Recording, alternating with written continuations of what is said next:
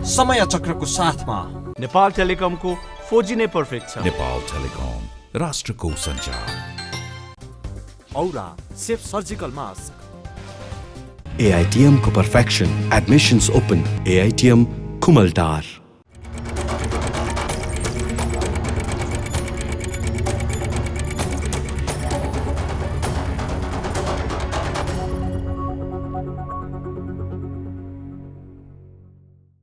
नमस्कार, समय चक्रमा यहाँलाई हार्दिक स्वागत छ दर्शकवृन्द। म विक्रम श्रेष्ठ।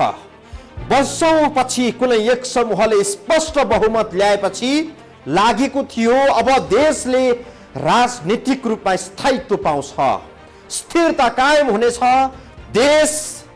देश अब एक निश्चित दिशातिर अघि बढ्यो, लम्कियो।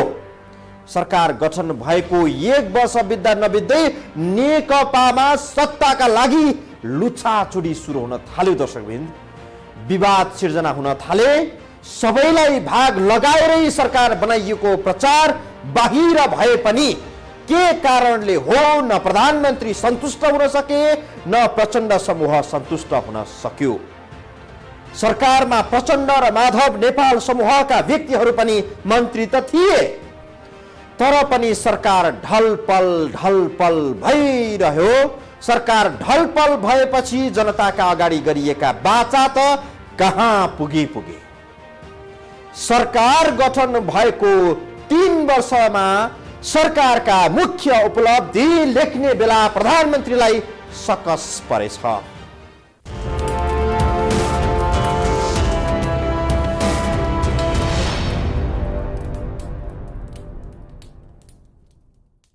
प्रधानमन्त्री केपी शर्मा ओलीले सरकारको नेतृत्व लिएको फागुन 3 गते 3 वर्ष पुरा भएको छ।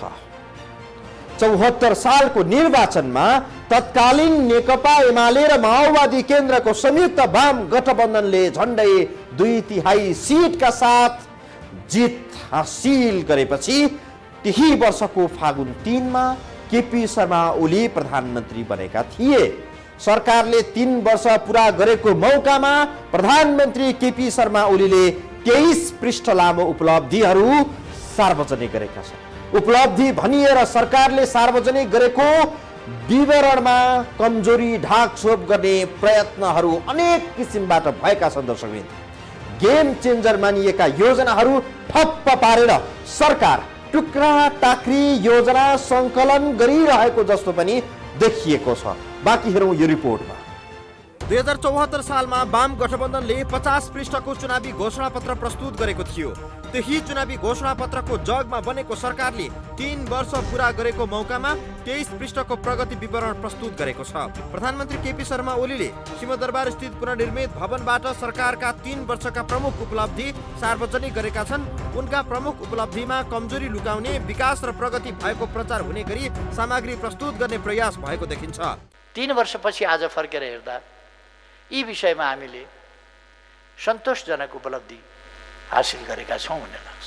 संविधान कार्यान्वयनका लागि आवश्यक नीतिगत व्यवस्था, संस्थागत तथा भौतिक संरचनाहरू तयार भएका छन्। पटक विवाद भएर शैली मोडल परिवर्तन गरी पुनर्निर्माण सम्पन्न भएको रानी पोखरीको सन्दर्भ सफलताको रूपमा सरकारले प्रस्तुत गरेको छ। धरहरा निर्माण भइरहेको विषयलाई उपलब्धिको रूपमा व्याख्या गरिएको छ। धरहरा भ्यू टावर मात्रै भएको भन्ने जनगुनासोलाई कतै पनि सम्बोधन गरिएको छैन। प्रधानमन्त्रीको पद भनेको जिम्मेवारी हो, तर वर्तमान प्रधानमन्त्रीज्यूले त्यसलाई जिम्मेवारी नठानेर जहिले पनि अधिकार भन्ठान्नुभयो। भूकम्पपछिको पुनर्निर्माणको कार्य 2 वर्षमा सिद्ध्याउने चुनावी घोषणापत्रमै उल्लेख थियो। निजी आवास कति प्रतिशत सम्पन्न भयो भन्ने तथ्यमा प्रवेश नगरी 5,59,000 निर्माण भएको बताइएको छ। सरकारी भवन 95%, सुरक्षा निकायको 96% भवन बनिसकेको उल्लेख छ। विद्यालय भवन, स्वास्थ्य संस्थाको भवन, पुरातात्विक सम्पदा आदिमा पनि प्रगति मात्रै देखिने गरी आँकडा प्रयोग गरिएको छ। सरकारको महत्त्वपूर्ण उपलब्धि उपलब्धिमा प्रधानमन्त्री केपी शर्मा ओलीले चक्रवातमा भत्किएका 869वटा घर पुनर्निर्माण गरिदिएको पटक पटक उल्लेख गरेका छन्। यसपटक पनि यो विषय छुटेको छैन। चुनावी घोषणापत्रमा हुलाकी राजमार्ग, मध्य पहाडी लोकमार्ग, पूर्व पश्चिम राजमार्ग र पूर्व पश्चिम नै रेलमार्ग निर्माण र स्तरोन्नति गर्ने, त्यो पनि 5 वर्षभित्रमा भन्ने छ। सरकारको प्रमुख उपलब्धिमा हुलाकी राजमार्ग केही किलोमिटर थपिएको, काली गण्डकी करिडोर, कर्णाली राजमार्गमा केही प्रगति भएको जस्ता विषय पनि समावेश गरिएका छन्। काली गण्डकी करिडोर जोमसम खण्ड 56%, काली गण्डकी करिडोर पाल्पा खण्ड 20.5%, काठमाडौँ तराई द्रुत मार्ग 11.1%, उत्तर दक्षिण कर्णाली लोकमार्ग 12.5बाट 23%, रेल, मेट्रो रेल, मोनोरेल आयोजना 8.8बाट 23.2%, पुष्पलाल मध्य पहाडी राजमार्ग र उत्तर दक्षिण कोशी लोकमार्गको पनि प्रगति भइरहेको। कमजोरी लुकाउन सरकारले निकै राम्रो मेहनत गरेको द्रुत मार्गको सन्दर्भबाट थाहा हुन्छ। घोषणापत्रमा 4 वर्षमा फास्ट ट्र्याक सम्पन्न गर्ने भनिएको थियो, तर फास्ट ट्र्याकको काम 11% मात्रै भएको कुरालाई प्रगति भनेर लेखिएको छ। 4 वर्षमा सकिनुपर्ने काम 3 वर्ष पुरा हुँदा कम्तीमा 75% सकिनुपर्ने थियो। यसलाई प्रगति होइन दुर्गति भनिनुपर्ने थियो। उहाँको सफलता र असफलता उहाँले भन्ने होइन, उहाँको सफलता र असफलता भन्ने कुरा जहिले पनि समाजले भनिदिनुपर्छ, जहिले पनि आम नागरिकले भनिदिनुपर्छ। 5 वर्षमा पूर्व पश्चिम तीव्र गतिका रेल चलाउँछौँ भनेर घोषणापत्र जारी गर्ने तत्कालीन नेकपा एमालेका अध्यक्ष केपी शर्मा ओलीले 3 वर्षपछि आएर पूर्व पश्चिम रेलको पुरै उल्लेख गरेका छैनन्। रेल, मेट्रो रेल, मोनोरेल आयोजना 8.8%बाट 23% प्रगति भएको उल्लेख गरिएको छ। खासमा यो प्रगतिको कुरा सबै भुलभुलैया मात्रै हो, किनभने काठमाडौँमा चल्ने भनिएको मेट्रो रेल र मोनोरेल बारे कुनै ठोस सम्झौता भएको छैन। 2 वर्षमा सबै नेपालीको पहुँचमा विद्युत सेवा पुर्याउने भन्ने घोषणापत्रमै लेखिएको छ। सरकार गठन भएको 3 वर्ष पुरा भयो, तर अहिलेसम्म 90% जनतामा मात्रै विद्युत पहुँच पुगेको छ। विद्युत चुहावट 25%बाट घटेर 15.3% पुगेको भन्ने उल्लेख गरिएको छ, जबकि यो त घटेको नभएर बढेको हो। नेपाल विद्युत प्राधिकरणमा कुलमान घिसिङ कार्यकारी निर्देशक रहँदा सम्म चुहावट 13%सम्म मात्रै सीमित थियो। राष्ट्रिय गौरवमा सूचीकृत भएको माथिल्लो तामाकोसीको 99% काम सम्पन्न भएको 1 वर्षभन्दा बढी समय बित्यो, तर निर्माण सकिएको छैन। 35 अर्बबाट लागत बढेर 80 अर्ब पुग्दैछ। योभन्दा ठुलो अपराध नेपालको ऊर्जा क्षेत्रमा अरू के हुन सक्छ र? यस्तो अपराधमा ढाकछोप गर्दै 4 शब्द मात्रै खर्चदै भनिएको छ माथिल्लो तामाकोसी सम्पन्न हुँदैछ। आधारभूत खाद्यान्नमा 2 वर्षमा आत्मनिर्भर हुने भनिएको थियो, तर सरकार गठन भएको 3 वर्ष पुरा हुँदा पनि आधारभूत खाद्यान्नमा आत्मनिर्भर भएको घोषणा सरकारले गर्न सकेको छैन। वर्षमा 2 खर्ब जतिको खाद्यान्न नै नेपालले आयात गर्दै आएको छ। मेलम्चीको काम यतिका वर्ष अल्झिँदा पनि सरकारले अब चाहिँ पानी आउँछ भन्न सकेको छैन। सरकारको प्रमुख उपलब्धिमा पनि मेलम्ची खानेपानी आयोजना सम्पन्न हुने चरणमा पुगेको उल्लेख छ, बाँकी अरू केही छैन। 60 लाख जनसङ्ख्यासँग सरोकार राख्ने मेलम्ची बारे 2 लाइनमा कुरा सिद्ध्याइएको छ। साना र टुक्रे खानेपानी योजना बारे लम्बेदान व्याख्या गरिएको छ। थुप्रै कामहरू भएका छन् जसको विवरण अहिले सम्पूर्ण रूपमा प्रस्तुत गर्न सम्भव छैन। त्यो विभिन्न ढङ्गले साथीहरूले प्राप्त गर्नु नै भएको छ र प्राप्त गर्दै जानु पनि हुनेछ विभिन्न मन्त्रालयहरू मार्फत। तिनका कामहरूका प्रगतिहरू बाहिर आइ पनि रहेका छन्। गौतम बुद्ध अन्तर्राष्ट्रिय विमानस्थल, पोखरा क्षेत्रीय अन्तर्राष्ट्रिय विमानस्थलको काम नसकिनुमा कोभिड-19 को महामारीलाई देखाइएको छ। कोभिड-19 नहुँदा पनि यस्ता धेरै योजना अल्झेका थिए। कोभिड अहिले नयाँ बहाना बनेको जस्तो पनि देखिएको छ। पूर्व पश्चिम राजमार्गको समानान्तरमा रेल चलेको भए, मेलम्चीको पानी काठमाडौँवासीले कलकल पिउन पाएको भए, माथिल्लो तामाकोसीको विद्युत बलेको भए, गौतम बुद्ध विमानस्थल र निजगढ विमानस्थलको काम सकिएको भए 23 पृष्ठ लामो गन्थन मन्थन लेख्नै पर्दैन थियो। जनताले देख्ने योजना केही पनि पुरा भएनन्। ठुला योजनामा वर्षेनी अरबौं नोक्सानी भइरहेको छ। छिटफुट उपलब्धि प्रचारमा ल्याइएको जस्तो देखिन्छ। थप प्रसङ्ग सहित हामी जोडिनेछौँ यो ब्रेकपछि।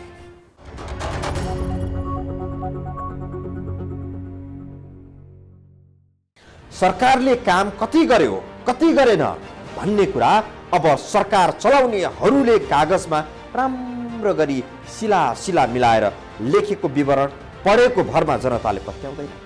सडक बनेको हो भन्ने कुरा भनिरहन आवश्यक छैन। जनताले आफै महसुस गर्छन्। सडकमा धुलो धुवा घटेको पनि भनिरहनु पर्दैन। देश गरिबबाट समृद्ध हुँदै गयो भने जनताको जीवनयापन सहज हुँदै जान्छ। कमाएको पैसाले आफ्ना आवश्यकताहरू सजिलै पुरा हुन थाल्छन्। प्रधानमन्त्रीले सुखी नेपाली समृद्ध नेपाल भनेकै भरमा देश समृद्ध हुने चाहिँ होइन। देश समृद्ध हुँदै गयो भने जनताले स्वतः महसुस गर्न थाल्छन्। हेरौँ यो रिपोर्टमा।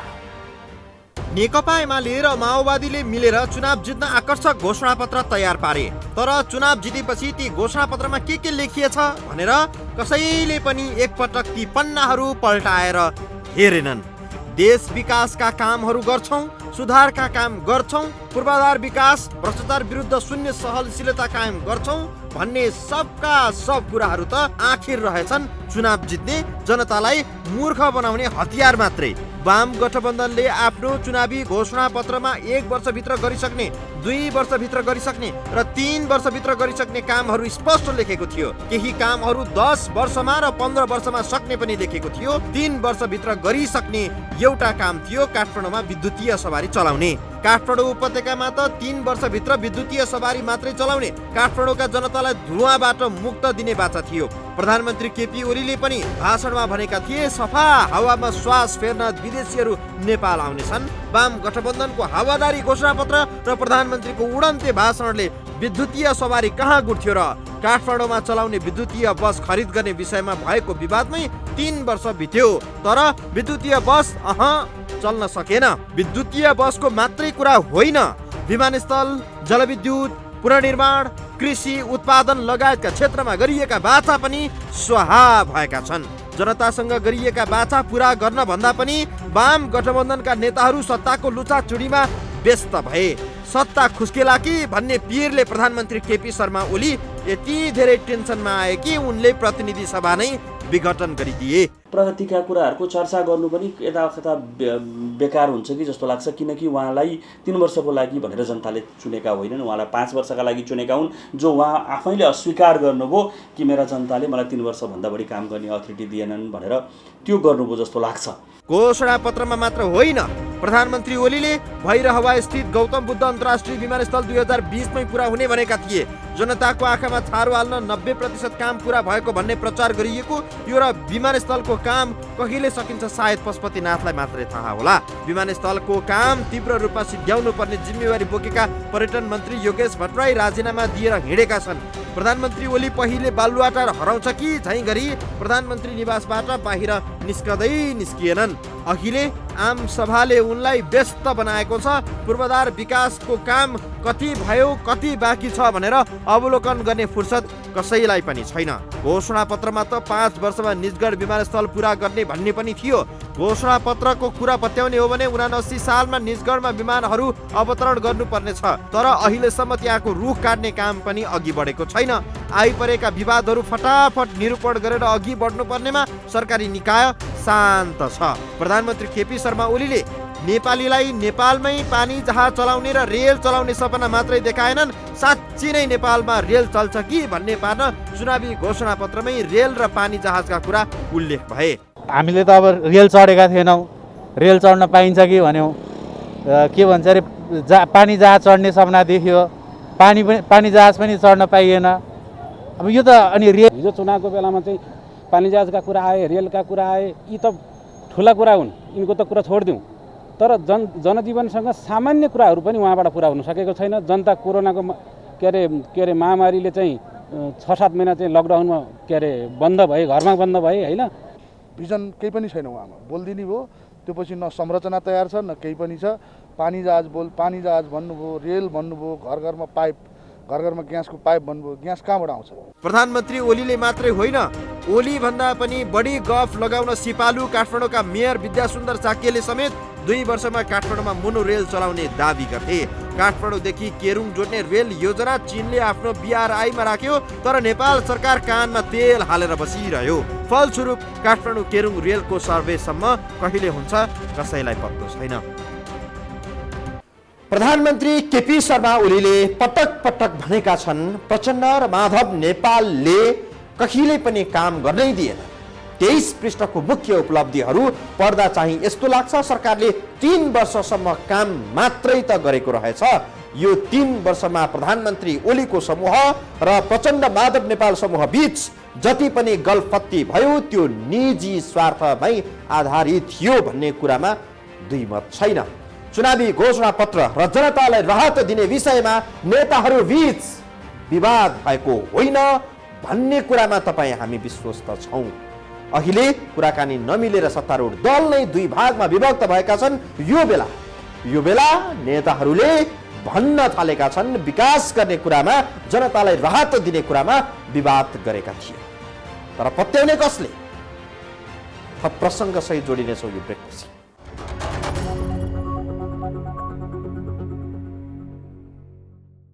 नेपाली जनताका ठूला सपना छैनन् दर्शकवृन्द। चीनको जस्तो विकासको छलाङ, अमेरिकाको जस्तो जीवनशैली, जापानिजहरूको जस्तो खानपान र कमाई चाहेका छैनन्। धेरै नेपालीहरू आधारभूत आवश्यकताका लागि सङ्घर्ष गरिरहेका छन्। यति आवश्यकता पूरा गर्न धेरै गाह्रो पनि छैन। सरकारले अरू केही नगरेर आफ्नै चुनावी घोषणापत्र पछ्याउने हो भने पनि हाललाई पर्याप्त हुन्छ। आखिर यस्तो किन हुँदैन त? बाँकी यो रिपोर्ट। वाम गठबन्धनले भनेको थियो मुलुक 2 वर्षमा खाद्यान्नमा आत्मनिर्भर हुनेछ। दुर्भाग्य यो छ कि अहिले वार्षिक 2 खर्ब बराबरको खाद्यान्न आयात हुँदै आएको छ।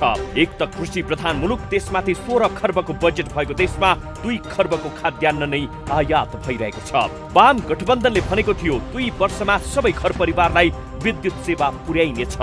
देशका मुख्य शहरहरूमा वर्षौंदेखि विद्युत सेवा उपलब्ध छ। विद्युतको पहुँच पुर्याउने भनेको दूर दराज र विशेष गरी कर्णाली जस्ता प्रदेशमा हो। कर्णाली प्रदेशमा अहिले पनि नेपाल विद्युत प्राधिकरणले दिने विद्युत सेवाको पहुँच जम्मा 33% जनतामा मात्रै छ।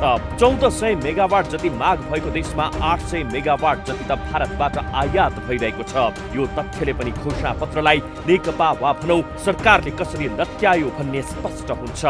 उहाँ नालायक हो, उहाँ असक्षम हो। उहाँले चाहिँ यति नैतिकताको आधारमा राजीनामा, यत्रो चाहिँ देशमा द्वन्द्व छ होइन। एउटा आफ्नै पार्टीको चाहिँ सहकर्मीहरू चाहिँ रोडमा छन्। त्यो रोडमा भएको कारणले उहाँले चाहिँ नैतिकताको आधारमा राजीनामा दिनु पर्थ्यो। जनतालाई सपना मात्रै बाँड्ने होइन कि काम पनि गरेर देखाउन सक्नु, सानो सानो कुरा पनि गर्न सक्नु भएन कि उहाँले। रोजगार छैन, अब कुनै अनुदान, अब बेरोजगारहरूलाई कुनै सहुलो ऋणको व्यवस्था छैन, कसरी बढ्छ? कि पैसा बाँड्या छैन, त्यसै त आइदिने होइन माथि आकाशबाट। वाम गठबन्धनले घोषणा पत्रमा भनेको थियो 2 वर्षभित्र देशव्यापी नापी र भूमि सुधार लागू गरिनेछ। व्यवहारमा न देशव्यापी नापी भयो न कुनै भूमि सुधारका कार्यक्रम नै आउन सके। उल्टो भूमाफियाहरू यही बेला सलबलाए। सरकारी जमिन हडप्नेमा प्रधानमन्त्री ओली निकट नेताहरू नै मुछिए। वाम घोषणा पत्रमा रासायनिक मल स्वदेशमै उत्पादन गर्ने भनिएको थियो। 4 वर्षभित्र फास्ट ट्र्याकको काम सम्पन्न गर्ने भनिएको थियो। 2 वर्षभित्र सबै बालबालिकालाई विद्यालयमा पुर्याइनेछ भनिएको थियो। 2 वर्षमा भैरहवा र 3 वर्षमा पोखरा विमानस्थल निर्माण सम्पन्न गर्ने भनिएको थियो। पुनर्निर्माणको काम 3 वर्षमा सक्ने बाचा गरिएको थियो। यी सबै बाचा पुराका पुरा असफल भए, किनभने सरकारमा रहेकाहरूको पुरै ध्यान कुर्सी जोगाउनमा केन्द्रित भयो। सरकारमा नरहेका नेकपाका बाँकी नेताको पुरै ध्यान ओली सरकार ढाल्नेमा केन्द्रित हुन पुग्यो। अन्यथा गरिएका मध्ये एकाध बाचा प्राविधिक कारणले पुरा नहुन सक्थे, बाँकी सबै सम्भव हुने प्रकृतिकै बाचाहरू थिए। तर जनताको हित हुने, देशको हित हुने काममा ध्यान जाओस् आखिर कसको? यो सरकारको 3 वर्ष होइन, यो प्रधानमन्त्रीको 3 वर्ष हो। केपी ओलीको चाहिँ 3 वर्ष हो, सरकारको 3 वर्ष चाहिँ होइन। झन्डै 17-18 पटक साना ठुला गरेर मन्त्रीमण्डल पुनर्गठन भएको छ। हिजो मात्रै हामीले समाचारमा पढेका छौँ एउटै सचिवको 8 चोटिसम्म सरुवा भएको छ। सपनाकै कुरा गर्दा वाम गठबन्धनले 5 वर्षभित्र मुलुकलाई अति गरिबबाट विकासशील मुलुक बनाउने, 10 वर्षमा प्रति व्यक्ति आय $5,000 पुर्याउने, विक्रमसम्म 2079 सालसम्म नेपाललाई समुन्नत राष्ट्र बनाउने, कृषि उत्पादन 10 वर्षमा दोब्बर बनाउने, 10 वर्षमा 15,000 मेगावाट विद्युत उत्पादन गर्ने, घर घरमा बिजुली, जनजनमा शेयर कार्यक्रम लागू गर्ने, 5 वर्षमा पूर्व पश्चिम रेल चलाउने, 5 वर्षमा निजगढ विमानस्थल बनाउने, समुद्रमा नेपाली झण्डा वाहक पानी जहाज चलाउने नयाँ शिक्षा नीति लागू गर्ने पनि भनिएको थियो। पानी नै नभएको ठाउँमा पानी जहाज चलाउँछु भनेर गफ दिने नेताहरूलाई पत्याउने जनताहरूको चाहिँ प्रतिफल हो जस्तो लाग्छ मलाई चाहिँ। 7 वर्षको हुँदाखेरि मेलम्ची काठमाडौँमा आउने भनेको अहिले अब 33-34 पुगिसक्यो, पानी आएन। त्यो पानी जहाज त्यो रियल त कहिले घोषणापत्रमा राखेको कुराहरूमा चाहिँ अब केही कुराहरू अहिले पनि सुरु भइसकेका छन् होइन। जस्तै रेल ल्याउने कुराहरूदेखि लिएर सबै अब अन्डरग्राउन्ड गर्ने कुराहरू अब त्यस्ता कुराहरू सुरु भइसकेका छन्। अब बाँकी कुराहरू अब भर्खर आजको दिनमा 3 वर्ष बल्ल पुरा भयो, अझै 2 वर्ष बाँकी छ। तयार भएको शिक्षा नीति लागू गर्नुको साटो यस्तो नीति सार्वजनिक गर्नेहरूलाई सरकारले उल्टो कारबाही चाहिँ गरेको थियो। यी नेताहरूलाई देश बनाउन 5 वर्ष होइन 15 वर्ष नै दिने हो भने यिनले देश बनाउन त त्यस्तै हो। 15 वर्षमा 15 वटा जति सरकार र 6 वटा जति निर्वाचन चाहिँ गराउन सक्छन् भन्ने अहिले देखिँदैछ। देश बनाउँछौ भन्नेहरूले बर्बाद चाहिँ बनाइरहेको जनताले महसुस गरिरहेका छन्। प्रधानमन्त्री केपी शर्मा ओलीले देश विकास गर्ने स्वर्णिम समय त्यसै खेर पाले। स्पष्ट बहुमत भएको सरकार थियो। देशमा कुनै प्रकारको अशान्ति, नाकाबन्दी, द्वन्द्व, संक्रमणकाल थिएन। यस्तो उर्वर समयमा प्रधानमन्त्री र उनको पार्टीका अरू नेताहरूले आफ्नो निजी स्वार्थमा दुरुपयोग गरे। सुशासनका कुरा गर्नु त अहिले हामीले सामाजिक विषय भन्दा पनि आर्थिक पाटोबाट देशलाई फेरि पनि पछाडि धकेल्ने, गरिबी र पछौटेपनमै रुमल ल्याउने क्रियाकलापमा प्रधानमन्त्री केपी शर्मा ओली, पुष्पकमल दाहाल प्रचण्ड र माधव कुमार नेपालकै भूमिका अहम रहन गयो। सत्तारूढ दलमा कहिले पनि देशका लागि के काम गर्ने भन्ने विषयमा छलफल हुन्न रहेछ। छलफल भन्ने नै मलाई खै, मेरो गुटलाई खै, भागभन्डामा मलाई कति, यस्तै विवादमा समय बित्दो रहेछ। पुरानो सोच, पुरानै ढर्रा भएका नेताहरूबाट सायद अब यो मुलुकले पार पाउन पनि सक्दैन होला। आजलाई समय चक्र यति नै दर्शकवृन्द। समय चक्रका साथै यस टेलिभिजनका सम्पूर्ण समाचार बुलेटिन कार्यक्रम यो हो टेलिभिजन.com, यो हो खबर.com, युट्युब र फेसबुकमा पनि पढ्न र हेर्न सक्नुहुनेछ। मोबाइलमा यो हो टिभी एप डाउनलोड गरी हामीलाई प्रत्यक्ष हेर्न सक्नुहुनेछ। आजलाई बिदा दिनुहोस्, नमस्कार।